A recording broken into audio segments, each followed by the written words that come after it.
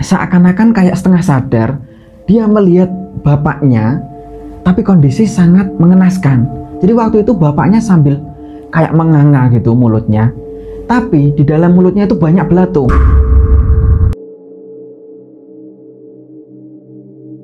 Dilihat itu, loh, ini batu nisan bapak masih ada. Lah ini batu nisan siapa? Kok tulisannya sama? Nah, giliran dipastikan yang ada di karung itu, batu nisannya udah nggak ada.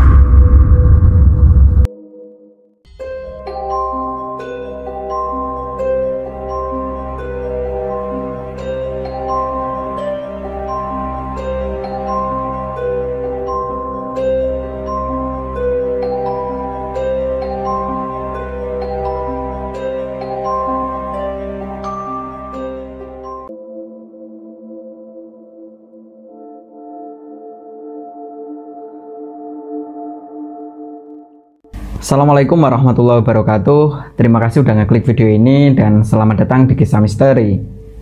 Pada kesempatan kali ini kita kedatangan cerita. Pengirim ceritanya bernama Rian. Dan sebelum ngirim cerita ini, Rian udah mendapat persetujuan dari ibunya. Karena cerita mistis yang dibagikan sama Rian ada kaitannya dengan Pak Seno, yang nggak lain adalah bapaknya sendiri. Tapi sebelum masuk ke ceritanya, terima kasih buat teman-teman yang udah ngedukung Mr. Manyun. Semoga kalian semua selalu diberikan kesehatan dan dilancarkan rezekinya oleh Allah Subhanahu wa Ta'ala. Dan buat teman-teman yang baru mampir ke channel ini, silahkan like, subscribe, dan aktifkan loncengnya agar teman-teman nggak ketinggalan video terbaru dari Mr. Manyun.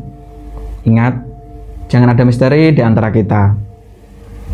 Inilah Kisah Misteri.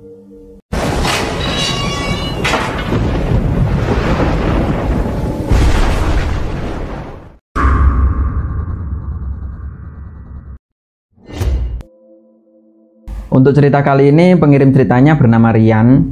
Saat ini dia tinggal di Jawa Barat, dan kejadian mistis yang pernah dialami Rian itu terjadi di sekitaran tahun 2005. Waktu itu Rian masih tinggal bersama orang tuanya di salah satu daerah yang ada di Jawa Tengah.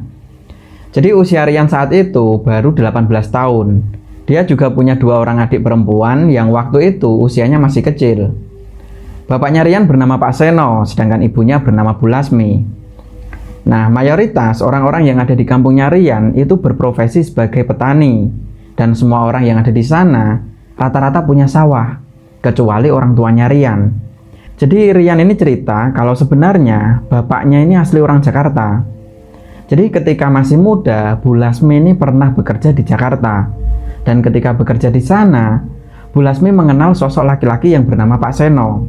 Setelah itu mereka pacaran dan akhirnya mereka menikah. Setelah orang tuanya menikah, Bu Lasmi lebih memilih tinggal di Jawa Tengah. Karena menurutnya tinggal di kampung itu lebih enak ketimbang tinggal di kota besar. Singkat cerita, kurang lebih 3 tahun menikah karena Pak Seno ngerasa nggak bisa ngelola sawah gitu ya. Akhirnya sawah peninggalan dari orang tuanya Bu Lasmi itu dijual sama Pak Seno. Dan uang hasil dari jual sawah itu dibelikan tanah yang ada di samping rumahnya. Jadi tanah itu sama Pak Seno ini dibuat usaha budidaya ikan lele. Jadi di saat orang-orang itu panen padi, keluarganya Rian ini panen lele. Nah, dengan adanya usaha itu, akhirnya Pak Seno ini menjadi orang sukses dan kaya raya di kampungnya. Biarpun aku nggak punya sawah, tapi aku bisa jadi orang kaya di sini. Siapa dulu dong? Seno. Seiring berjalannya waktu, ketika Rian beranjak remaja, dia tahu betul kalau sebenarnya bapaknya ini orang yang sangat sombong. Sampai-sampai Rian sendiri ngerasa malu dengan kelakuan bapaknya itu. Nah, namanya orang desa, di kampungnya Rian juga hubungan persaudaraannya ini sangat kental, terutama dari segi keagamaan. Sedangkan Pak Seno itu nggak pernah ikut sosialisasi dengan warga setempat. Singkat cerita, di tahun 2005 Pak Seno mengalami kejadian naas. Waktu itu sekitar jam 9 pagi pas dia mau pergi ke salah satu tempat. Jadi Pak Seno ini mengalami kecelakaan dan mengakibatkan Pak Seno ini meninggal dunia. Selain merasa kehilangan dengan kepergian bapaknya, Rian sendiri merasa sangat terpukul dari omongan-omongan warga sekitar. Rasain kamu Seno, rasain kamu, akhirnya kelar juga hidup orang sombong. Makanya jadi orang jangan sok-sokan, udah sombong pelit lagi. Jadi banyak sekali orang yang nyukurin gitu atas kepergian Pak Seno waktu itu. Dan gunjingan-gunjingan warga itu mulai mereda ketika setelah 7 harinya. Bisa nggak bisa, si Rian inilah yang menggantikan untuk mencari nafkah untuk ibu dan adik-adiknya. Jadi setiap hari, Rian ini disibukkan dengan kolam-kolam ikan lele yang ada di samping rumahnya. Hari-hari pun berlalu hingga ada satu kejadian, waktu itu sekitar jam 12 malam, tiba-tiba Rian ini terbangun karena waktu itu dia mendengar ada suara tangisan, yang itu berasal dari halaman rumahnya. Dan suara tangisan itu mirip suara bapaknya. Seketika itu Rian langsung ke kamar ibunya, dan waktu ibunya dibangunin, tiba-tiba suara tangisan itu udah menghilang. Bu, bangun bu. Nah, pas ibunya bangun, Bu Lasmi ini nafasnya ngos-ngosan. Jadi seakan-akan Bu Lasmi ini pas waktu bangun, dia kayak ketakutan. Astagfirullahaladzim, astagfirullahaladzim. Nah, melihat yang seperti itu, akhirnya Rian ini, loh kenapa bu, ada apa bu? Itu barusan ibu mimpi. Ah, mimpi apa? Barusan ibu mimpi ketemu bapak mas. Loh, alhamdulillah dong ketemu bapak. Bukan gitu mas, tapi kondisi bapak sangat mengenaskan. Lah, emang kondisi bapak gimana? Jadi bapak itu dari kejauhan jalan sambil nangis dan minta tolong. Tapi setelah ibu tanya, minta tolong apa pak? Bapak itu nggak jawab. Tapi semakin dekat, ibu itu ngeliat kalau mulutnya bapak itu banyak belatung. Nah, setelah itu ibunya ini tanya sama Rian, loh Mas Rian kenapa bangunin ibu? Itu bu, barusan Mas Rian dengar ada suara tangisan. Di mana? Di halaman rumah. Tapi pas waktu Rian bangunin ibu, suara itu udah hilang. Tapi yang jadi aneh, suara itu mirip suara bapak bu. Ketika mereka berdua baru saling cerita gitu ya, terdengar suara kayak orang mengigau, yang gak lain adalah kedua adiknya. Jadi di samping kamar ibunya itu ada kamar adiknya, yang dalam satu kamar itu 2 orang. Satu adiknya yang usia 10 tahun dan satu lagi yang usia 8 tahun. Waktu itu Rian ini dengar kalau kedua adiknya itu manggil, Bapak kenapa kok nangis? Nah, mendengar hal itu, akhirnya ibunya sama Rian ini langsung buru-buru nyamperin ke kamar adiknya itu. Nah, ketika dibangunin, Dek bangun dek. Adik mimpi apa? Adik mimpi apa? Nah, ketika kedua adiknya itu udah bangun, anehnya itu mimpinya sama. Jadi mereka itu mimpi ketemu sama bapaknya, akan tetapi bapaknya ini nangis minta tolong dan mulutnya atau di dalam mulutnya itu terdapat banyak belatung. Nah, akhirnya Rian ini, loh kok sama toh mimpinya sama ibu? Iya ya mas, ada apa ya dengan bapak ya? Nah, keesokan harinya, waktu itu sekitar jam 9 pagi, aktivitas seperti biasa. Rian waktu itu baru berada di kolam ikan yang ada di samping rumahnya itu. Nggak tahu kenapa, Rian ini menemukan semacam tali pocong. Dia yakin betul kalau itu tali pocong karena ketika diambil, itu ada bau minyak misik. Nah, akhirnya Rian ini ya bingung. Loh, ini punya siapa ya? Tali pocong siapa ya? Kok ada di kolamku? Setelah itu sama Rian, talinya ini digantung di salah satu jemuran yang ada di samping rumahnya itu dan ditali. Pagi itu Rian nggak menceritakan sama ibunya tentang tali itu. Dan kurang lebih jam 4 sore, Rian ini waktu berada di kolam ikan lagi sambil ngasih makan ikan lelenya itu ya. Pas dilihat ke arah jemuran itu, loh talinya udah nggak ada. Itu tali siapa? Yang ngelepas siapa? Nah, karena penasaran siapa sih yang ngambil tali itu, akhirnya kedua adiknya ini ditanya, Dek, kamu lihat nggak ada tali di jemuran yang di samping rumah itu? Tali apa ya mas? Tali rafia atau apa? Bukan, kayak kain kok, kayak tali pocong. Astagfirullahaladzim, mas ini ngomong apa sih? Bikin takut adik aja. Bukan gitu dek, tadi pagi mas itu ngegantung tali pocong di jemuran itu. Adik lihat nggak? Enggak mas, adik nggak ngeliat apa-apa. Setelah itu ada ibunya lewat, ditanya sama Rian, Bu, kalau ibu lihat tali pocong nggak? Apa sih? Ini Mas Rian ngomong apa? Jangan kayak gitulah, adikmu takut nih loh. Gini bu, tadi pagi aku itu naruh tali pocong. Lah kok ada tali pocong dari mana mas? Nggak tahu, tadi pagi Rian dapat di kolam ikan, itu ada tali pocong itu. Terus aku gantungin di jemuran. Dan sekarang nggak ada bu. Wah, ibu nggak tahu ya mas? Duh, ini pertanda apa ya? Ada apa dengan bapak ya mas? Waktu itu ibunya mikir. Dia sangat sedih sekali mengingat tadi malam dia udah mimpi ketemu bapaknya yang kondisinya sangat mengenaskan. Sorenya dapat cerita tentang tali pocong. Nah akhirnya ya udahlah Bu, kita doakan aja semoga bapak ini baik-baik aja. Nah singkat cerita, kurang lebih beberapa hari setelah itu ada lagi kejadian yang membuat Rian ini semakin shock gitu ya. Dia selalu kepikiran sama almarhum bapaknya. Jadi waktu itu sekitar jam 2 dini hari, waktu itu Rian ini terbangun dari tidurnya karena lagi-lagi dia mendengar suara tangisan, dan suara tangisan itu mirip sekali suara bapaknya. Ketika bangun, dicermati suara itu sama Rian. Dia jalan keluar dari kamarnya menuju dapur. Karena menurut Rian, suaranya itu berasal dari arah dapur. Nah, ketika dipastikan di dapur, Rian ini seakan-akan kayak setengah sadar. Dia melihat bapaknya, tapi kondisi sangat mengenaskan. Jadi waktu itu bapaknya sambil kayak menganga gitu mulutnya, tapi di dalam mulutnya itu banyak belatung. Nah, ketika Rian waktu itu saking kagetnya gitu ya, dia bilang, astagfirullahaladzim, Masya Allah bapak. Sepersekian detik, bapaknya itu udah nggak ada. Astagfirullahaladzim, Masya Allah, bapak kenapa, bapak kenapa. Dan ternyata malam itu di dapur itu nggak ada siapa-siapa. Jadi waktu itu emang kayak setengah sadar gitu loh. Diperlihatkan kalau bapaknya ini seakan-akan ngasih isyarat. Tapi Rian sendiri dan ibunya nggak tahu bapaknya itu minta apa. Didoakan sudah, dibacakan Yasin juga udah.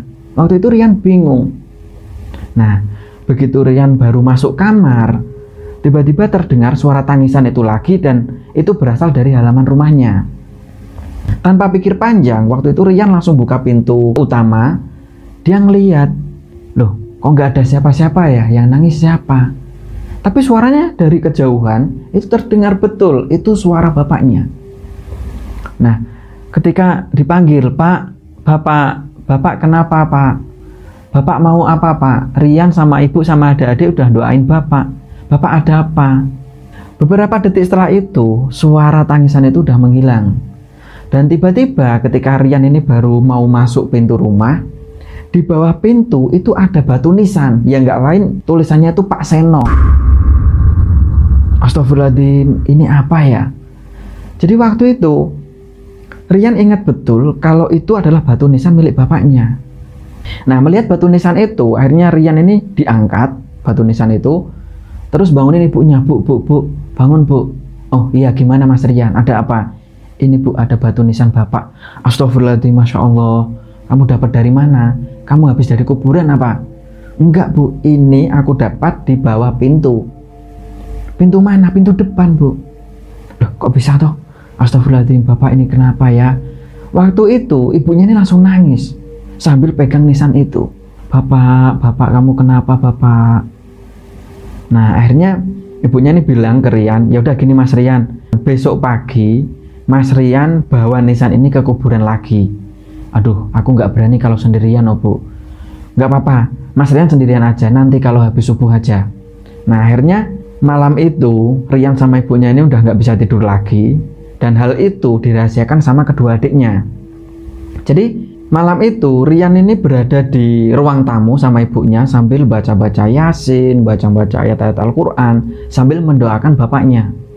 Nah, ketika terdengar adzan subuh, Rian sama ibunya ini langsung bergegas untuk sholat subuh. Dan setelah selesai sholat, Rian ini bawa karung yang karena di kampungnya Rian ini banyak gitu ya, mungkin ada orang yang lama dzikir di masjid, di musola, sehingga ketika Rian berjalan menuju ke makam itu nggak ada yang tahu. Kalaupun ada yang tahu, dia nggak ngelihat batu nisan itu.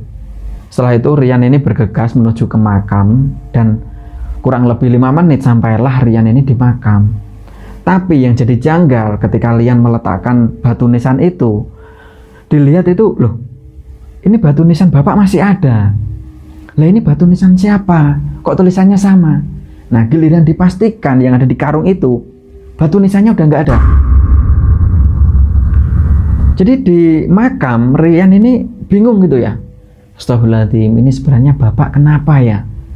Bapak kok bisa kayak gini, ada batu nisan lagi. Isyarat apa ini? Bapak pengen apa? Nah, akhirnya Rian ini sambil bawa karung itu lagi. Sesampainya di rumah, dia cerita sama ibunya, Bu, batu nisannya nggak jadi ditancapkan lagi di makamnya bapak. Loh, emang kenapa Mas Rian? Nggak tahu. tadi pas Rian sampai makam, ternyata nisan bapak itu masih ada. Terus waktu Rian ngelihat ke nisan yang di dalam karung, itu udah nggak ada, Bu.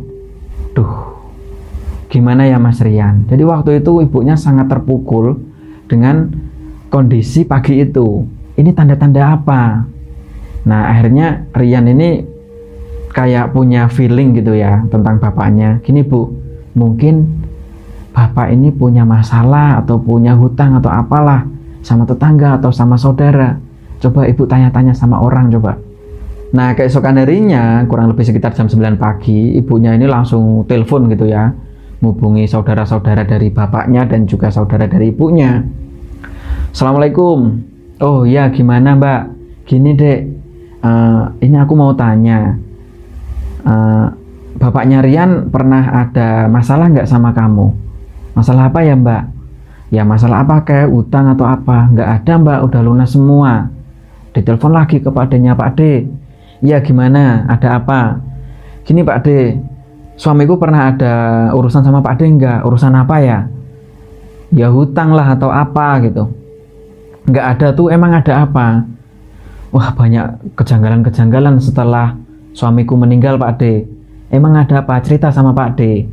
Duh, ceritanya panjang Pak D. Yaudah gini aja Dek, nanti sore Pak D main ke rumahmu, kamu cerita ada apa sebenarnya. Nah, kurang lebih jam 5 sore Pak D-nya ini datang bersama keluarga yang lain. Sore itu ketika sudah diceritakan gitu ya tentang kejadian-kejadian aneh, termasuk tali pocong yang ada di kolam ikan itu, waktu itu salah satu Pak D-nya Rian ini bilang kalau waduh, kalau udah sampai kayak gitu Pak D sendiri juga nggak tahu, tapi yang jelas ini ada masalah dengan Seno semasa hidupnya. Nah, singkat cerita kurang lebih beberapa hari setelah itu, karena emang setelah dirundingkan bersama keluarga besar gitu ya, nggak mendapat jawaban Seno itu sebenarnya mengalami apa, mengalami gangguan yang seperti apa, atau mungkin ada hal-hal yang belum diselesaikan semasa hidupnya. Jadi belum ada tanda-tanda gitu. Nah, singkat cerita kurang lebih beberapa hari setelah itu ada lagi kejadian aneh.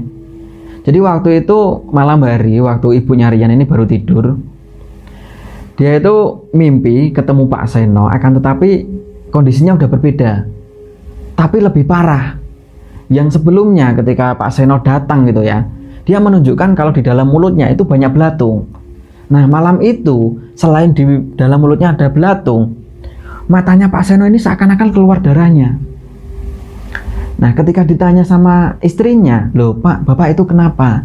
Bu, tolong Bapak, tolongin Bapak. Tolong apa Pak? Bapak kenapa? Nah, setelah itu bapaknya ini tiba-tiba menghilang dan ibunya ini seakan-akan dikasih gambaran. Di mimpinya itu ibunya ini ngelihat kalau di situ ada banyak orang sedang kerja bakti dan mereka itu baru merenovasi masjid yang ada di kampungnya. Nah, keesokan harinya Bu Lasmi ini cerita sama Rian, Mas Rian, tadi malam ibu mimpi lagi ketemu bapak. Oh, gimana Bu?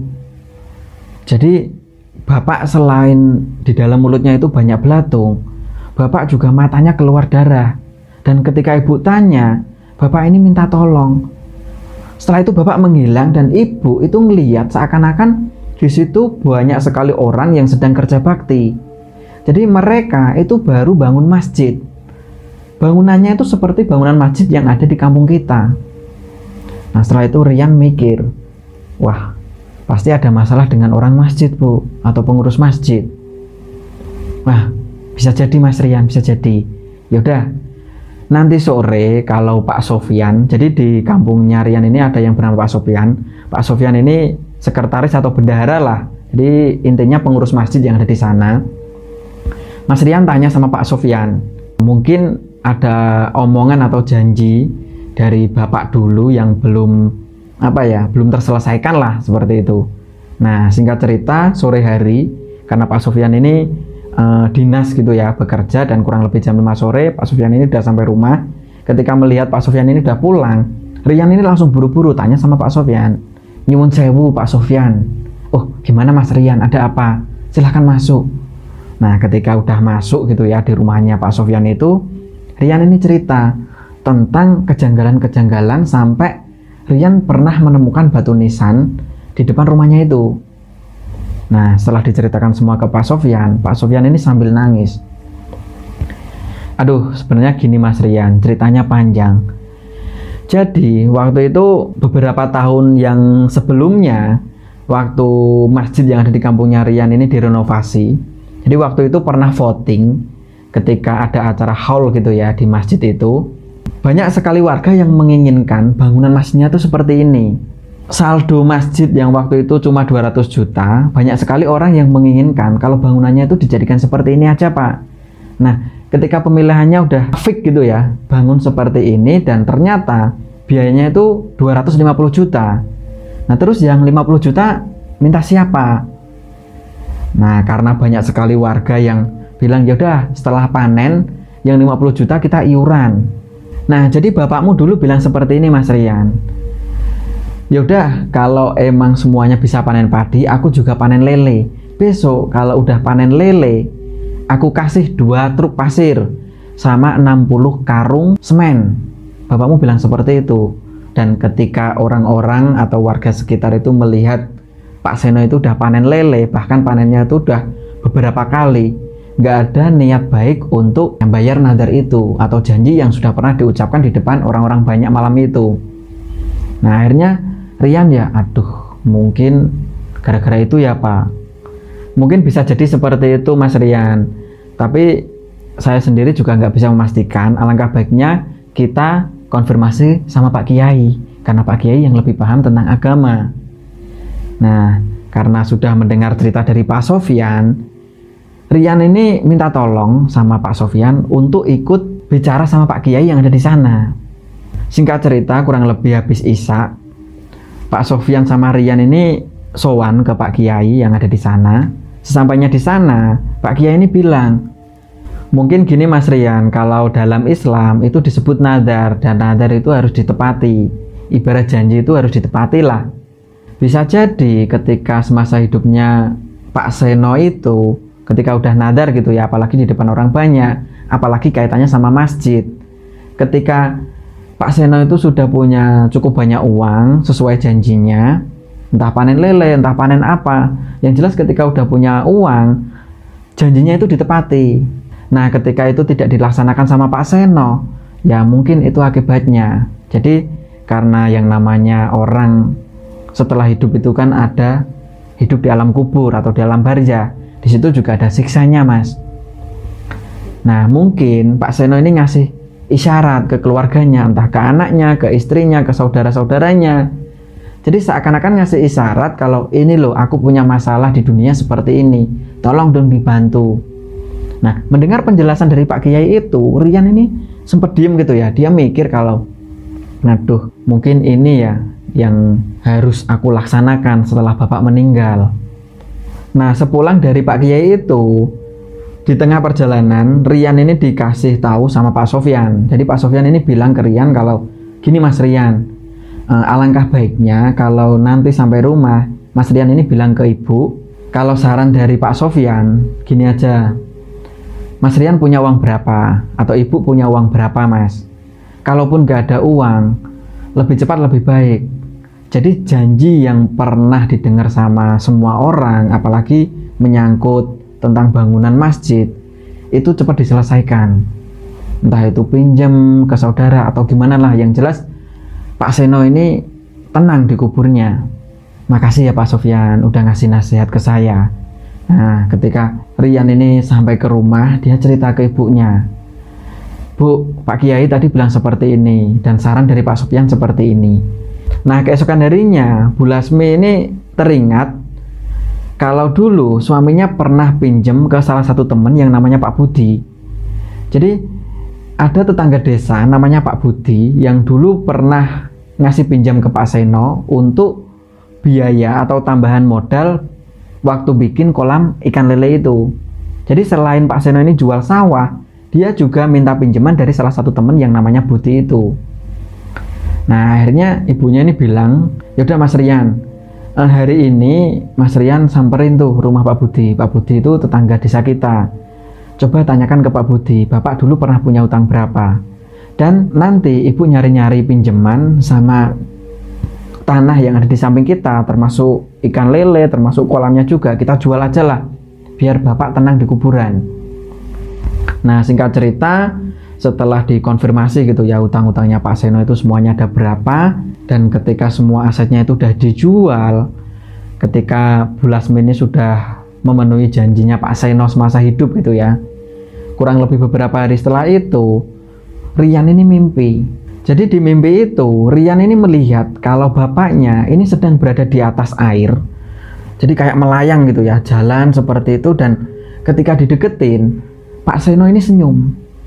Seakan-akan dia itu mengucapkan, terima kasih ya Mas Rian, terima kasih ya udah bantu bapak. Nah, walaupun sebenarnya di mimpi itu Pak Seno nggak ngomong apa-apa, cuma lewat gitu aja sambil senyum. Tapi perasaan Rian setelah bangun dari tidur gitu ya, dia tuh yakin kalau bapaknya ini mengucapkan rasa terima kasihnya, udah dibantu melunasi hutang-hutangnya itu. Nah, akhirnya setelah kejadian mimpi itu, nggak ada lagi kejadian-kejadian janggal tentang Pak Seno. Entah mimpi buruk, entah suara tangisan Pak Seno, itu udah nggak ada lagi. Nah, itulah cerita kiriman dari Rian. Semoga kejadian yang pernah dialami sama Pak Seno bisa menjadikan pelajaran buat kita semua. Billahi taufik wal hidayah. Assalamualaikum warahmatullahi wabarakatuh.